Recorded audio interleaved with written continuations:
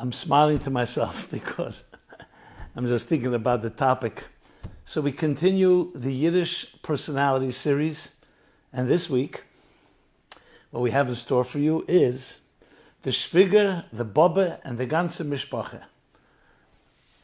If you know what that means, great. If not, I'll translate as best as I can. The Shvigger is a term in Yiddish used for mother-in-law. The Bubbe is a Yiddish word for grandma, the grandmother. And the Gantze Mishpacha means and the entire family.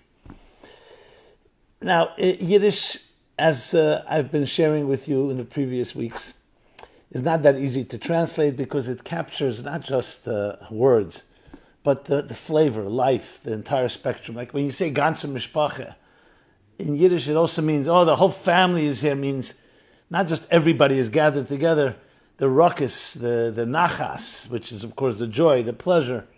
And I remember my grandmother, talk about Bubbes, I remember my grandmother had an expression when we would come to her house and, we would make a real, we'd turn over the whole place as children and grandchildren like to do. And I remember one of my cousins arrived after the whole house was already upside down. And my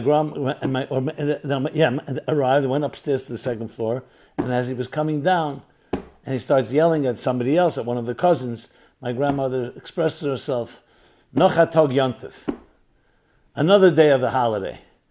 And it was an endearing way of saying another troublemaker, essentially, but not in a dismissive way. It was both endearing to the holiday and endearing to the child.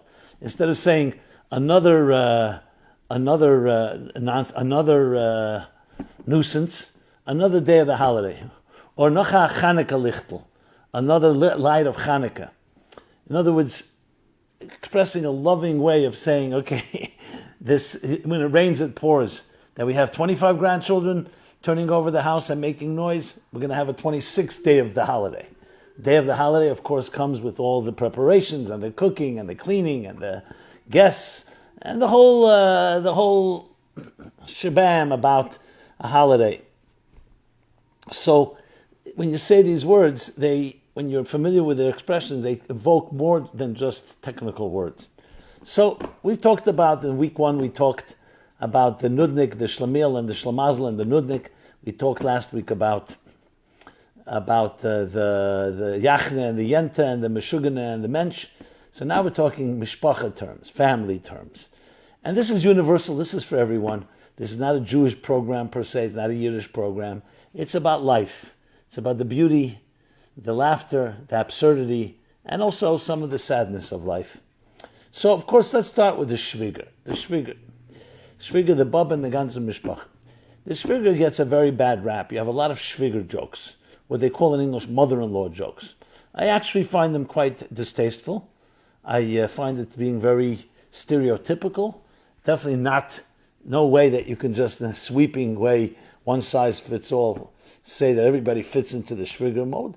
But it's become part of the vernacular and the dismissiveness of a Shvigger meddling and not necessarily liking her son-in-law, and in general being something that you don't want to necessarily have to deal with. Another wheel on the wagon, as they say. We have 4 wheels, you don't need a 5th wheel. You don't need another chef in the kitchen. And thus many jokes are actually very dismissing and very condescending. So I'm definitely not going in that direction, though I'm not going to suggest that every mother-in-law is a perfect mother-in-law, but neither is every father-in-law, neither is every son-in-law or daughter-in-law or son or daughter or human being. But yet it has that, especially in Yiddish literature, the Shvigger. And for many people, the Shvigger is actually considered a very distasteful person. And there's also jokes that are actually quite, as I said, quite even violent in discussing what the Shvigger is. I'm debating whether I should even say one of these jokes.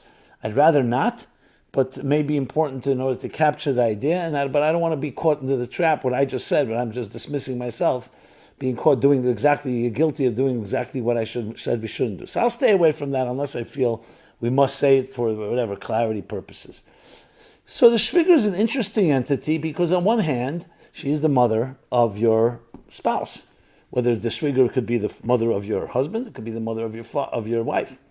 And many times the Shvigger cares a lot, but has her own approach to things, which often the son-in-law and daughter-in-law does not like. Many people don't like to go to their homes of their Shvigger because they say they meddle too much, telling them how to educate the children. So it has that side to it. On the other hand, many people will talk very beautifully about a Shvigger. The Shvigger is always a helpful hand, especially when a child is being born, or during a holiday, or during a Shabbat, or dinner, or other times where Shviggers are like angels, where they become such a tremendous asset and an ally in one's life. Obviously, when you're dealing with, for example, marital issues, generally this is a rule across the board, I should mention it, that best that parents or in-laws should not meddle when it comes to husband and wife issues between themselves, because that just complicates matters. It's just good advice in general. They shouldn't meddle and definitely not take sides, because then instead of just dealing with the issues themselves, everyone has to also, every one of the two spouses have to now contend with their parents as well. So you're not just dealing with two people, you're dealing with actually 8 people, because you have the two, and then you have the two parents on one side, and another 2. So what is that? 2, 4, 6 people actually, I should say, not 8. So who needs that? And you have the different scenarios in therapy and so on, where she's coming with her parents, in the back of her mind, he's coming with his parents. So you're contending now, as I said, with 6 people. And that becomes quite complicated. But in addition to that, in general, it's critical not to get involved. If you really see a situation on a serious note where your children are having issues, try to find an objective party, but don't get involved. That's a general rule. This is Shvigger, Shver is actually the name for father-in-law. And but getting back to the Shvigger thing, yes, so there are, and this is, if someone's listening to this who's a Shvigger who is perceived by her children, by her in-law, meaning her son-in-law or daughter-in-law, as meddling or as a Shvigger, maybe it's something to look at. I was recently dealing counseling with actually mother-in-law and daughter-in-law that were just at loggerheads, constantly collision course, very similar personality, both very strong-willed, and it came down to really creating problems. So I remember meeting each one of them separately, and I said to the Shvigger, I said to her, look, your son has married this woman, she's his wife. That's his first loyalty. You can't be working against her with him, even if with the good intentions. She's going to avoid you, and she's not going to want to come to your house, and she's not going to welcome you, which was what was happening. Yeah, but she doesn't see it the right way. She's a nervous person, and sometimes I said, even if that's the case, you had your turn with your children. These are not your children; these are your grandchildren. So I know I wasn't really want to go into marital advice and to Shvigger advice, but I wanted to mention it because there is that scenario, and it could be with good intentions, but it's something one should always avoid. And this is across the board again. This is not just regarding a mother-in-law, it's also regarding a father-in-law. For some reason, mother-in-laws seem to be seen as more meddlers. I don't know why. Is it true? Is it not true? I didn't do any study on it. I could see maybe a woman has more of a type of personal, a man may be more detached, a woman may be more connected, whatever the reason may be. But in the context of the Yiddish personality, the Shvigger, yes, in much literature, you find her as being the person that is even seen as an enemy at times with the in-law. And which of course will always create a conflict because it's her son or daughter, and now who married someone else, and you don't want to create the situation where someone has to take sides. So this is on the serious note. On the humorous note, Shviggers have gotten a bad rap, sometimes for good reason, sometimes for not such good reason, but it definitely evokes on a light side that type of individual who, after building their own family, is in some way getting involved or over-involved in someone else's life, judging, very judgmental. There are many husbands who will tell you, my Shvigger, I stay away from her, she's always judging me, she always looks down at me, she's criticizing me. Now, again, is it true or not? That's why we're talking about the lighter side right now. And on the lighter side, yes, there are elements of that, and Shvigger sometimes associated with that archetype. Let's put it that way. This by no means, I want to say this again, am I referring to any individual, because every individual is unique, and we know we're not going to stereotype and we're not going to classify anybody into a group. That would be a prejudice and unfair type of discrimination even. But if there is that type of archetype that manifests in our lives and we have the Shvigger within us, it's something to laugh at, but also something to be careful about, because you don't want in any way to clip the wings of the people you love and their children. And you don't want to come across as that, because at the end of the day, whether you like your in-law, your son-in-law, or your daughter-in-law, they are the father or mother of your grandchildren. They are the spouse of your child. And you want to be able to support that. So you have to have a broader mind, and maybe we should get out of our stereotypes. And even if you have the tendency of the traditional or the archetypal or the stereotypical Shvigger, maybe it's time for us to transcend our natures. Now, always, the Shvigger always has good reasons, that she knows better, more experienced, and sees things in the way that you don't see it. But especially when it comes to the education of children and how they dress and so on, be a supporting voice, be a loving, be someone that is welcomed. Make sure you're welcomed. Make sure that people appreciate you for who you are, not because you want to impose yourself. That's one of the things we learned from the stereotypical Shvigger and what to avoid. Never impose. Be welcomed. And even then, walk carefully. Remember, your grandchildren are not your children. Their parents are their parents. Obviously, God forbid, a situation, extenuating circumstances, we're not going to address right now. There's Shviggers, unfortunately, their children experience tragedies, which is not really the scope of this discussion, and Shviggers have risen to the occasion, and they should be commended for that. But God should bless everyone. We should only have peaceful and beautiful lives, and as such, always there to bring love. So it's always good to question yourself. This is one of the things I learned from all these titles and stereotypes. Even if some of them are true, maybe this is an opportunity. It's good to identify and say, you know what, let me try to not be that stereotype that often others fall into that trap. So we've covered the Shvigger to some extent. As I said, I'm avoiding any Shvigger jokes. You could find them plenty online. I will stay away from that. And I will move to the Bubbe. Bubbe, on the other hand, his stereotype is actually usually a heartwarming one. My Bubbe, my Bubbe. People have different ways of expressing it. I used to call my Bubbe, Bubbe. Others say Bubby. It's a very endearing, beautiful term. Evokes usually warm memories. In my case, I remember the memories of my grandmother. I was the oldest grandchild, so I remember well. I remember the special recipes. I remember the Passover Seders. I remember Purim. I remember holidays, Shabbos. Always around loving gestures and so on. But, in Yiddish, they also use Bubbe sometimes is associated with yente. A Bubbe is a Bubbe. A Bubbe like a nosy body. What do they call it? A nosy body? I forgot what it's called. A nose body. No, that's not the expression. They're mixing and meddling into other people's business. Not like the stereotype of the Shvigger, but the Bubbe, a Bubbe, he's a Bubbe. Sometimes it's actually referred to a man. He's a Bubbe. He's a Bubbe. He likes to talk and likes to get involved in everything and so on. But Bubbe generally is really much more positive note. Bubbe Zayde, of course, is the man. The grandfather is a Zayde, Zaydi or Zayde. And as I said, most times, especially in literature, you find people talk about their Bubbes and Zaydes as role models, as wise ones, the people you can come to with the common sense, that have the so-called paid their dues. They've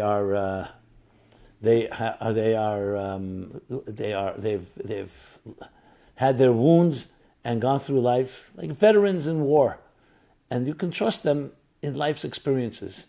Have that type of sixth sense where you have a certain element of intuition. And that, of course, is the beautiful element of a Bubbe. In my case, I remember very much, as I think I mentioned in one of our other programs, I remember vividly, especially before Passover, my mother going to my Bubbe's house and preparing. And it was always, to me, it just evokes the most beautiful part of my childhood. Unfortunately, some people even didn't have Bubbes. Some of them had Bubbes who had a lot of challenges because they came from the old world and suffered. Some rose to the occasion and became very refined in their approach. Some had bitterness. So some people have told me about their Bubbes as being the ones that reminded them of how guilty they felt and how unworthy they are. Some who survived the Holocaust. So there is also that element.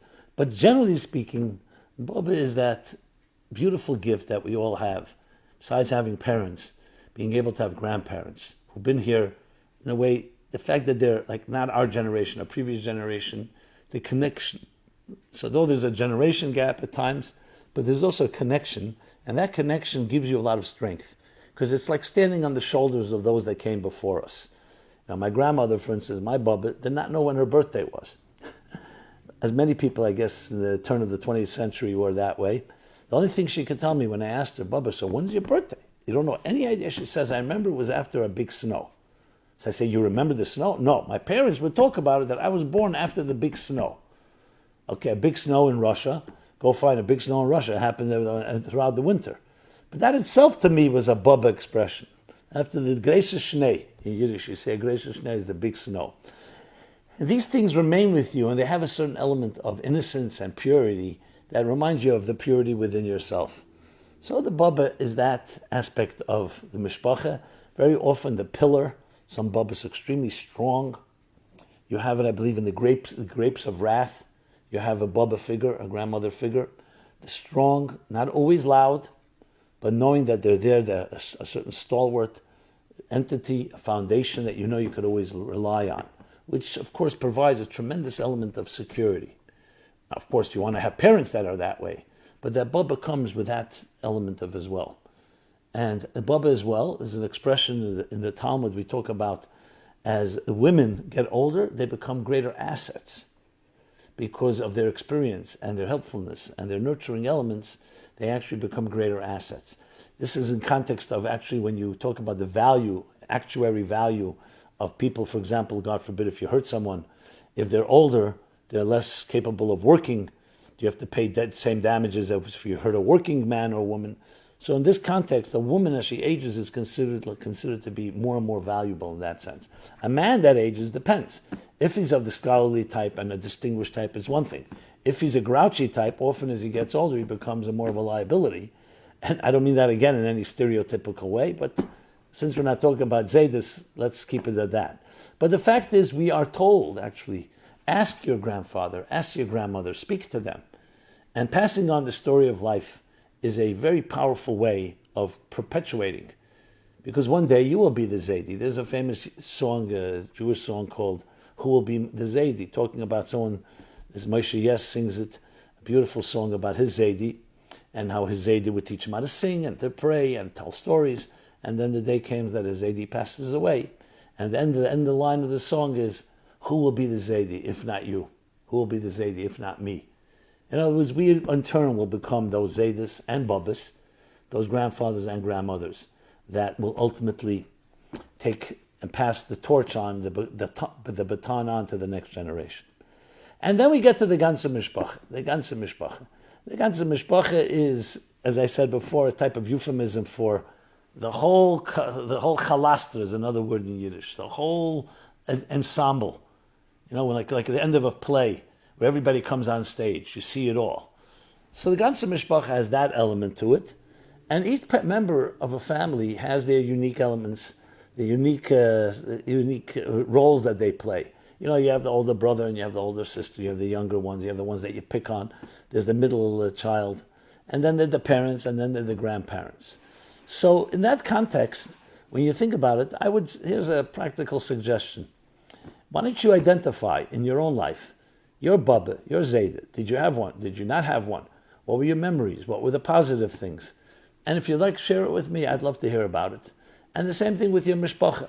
I know today it's sometimes a very raw, a very sensitive point, because many people's family they're not very proud of, dysfunctional families. How many people have told me that they dread going home for a holiday, and the fake, the facade of taking the picture and smiling when beneath the surface there was all kinds of other toxic stuff going on, even if not worse. But that deserves its own discussion. I'm trying to stay away from that aspect of it. I'm trying to talk about the more beautiful. I know for some may be naive, may be a little detached, but there are plenty of beautiful memories. Try to associate, try to find. These things bring out the best in us. Remembering a grandmother, I always see when I see people tell me about their Bubbe, their grandfather, their Zaydi, and that sparkle in the eyes of the memories. Some remember them when they were very young, they were still young children. that is the grandchildren. And some remember them when they were a little older. It's good to make that connection and see what does it evoke inside of you. And even if there are some stereotypes that are not such positive ones, that too is worth discussing, including the Shvigger. So that's a good exercise, and I'd love you to share your notes with me if you're willing to do so.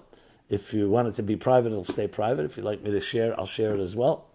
But I think it's a great idea because we're always looking for ways to shed deeper light on ourselves, to shed light on our deeper selves, better put. And one of the ways to do it is to think about the people in our lives. Just as we think about gratitude. Sometimes you remember a teacher, a parent, a relative, a grandmother or a grandfather, a Bubbe or Zaidi who did something for you, who did more for you. These memories tend to elicit, because they're etched in our psyches, they're embedded in us, hardwired, so why not access it? And it could be yet another tool to live a happier and a more meaningful life. So, I try to cover this to some extent, the Shvigger, the Bubbe, the Gantze Mishpacha. Try to identify different characters in your family life, and I hope it brings a smile to your face. And the things that sometimes can be a little annoying, we can look at it with a lighter side by teaching us, as all comedy and all laughter does, teaching us how to look at things from a different perspective. Like sometimes standing on your head, you see things differently. And it's always good to do that. It's a great exercise in opening yourself up to wider horizons, broader horizons, and wider perspectives. So this has been Rabbi Jacobson, another episode of Meaningful Live. These all can be found and accessed on our website, meaningfullife.com. Please share, please friend us, please subscribe, comment, suggestions, questions, ideas are always welcome.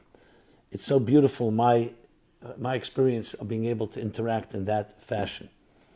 And may all our good bubbies, wherever they may be, keep us in their prayers, be, as they say, a gute better.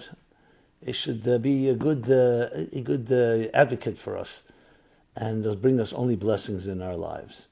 Everybody be well, stay healthy. Until next time, thank you.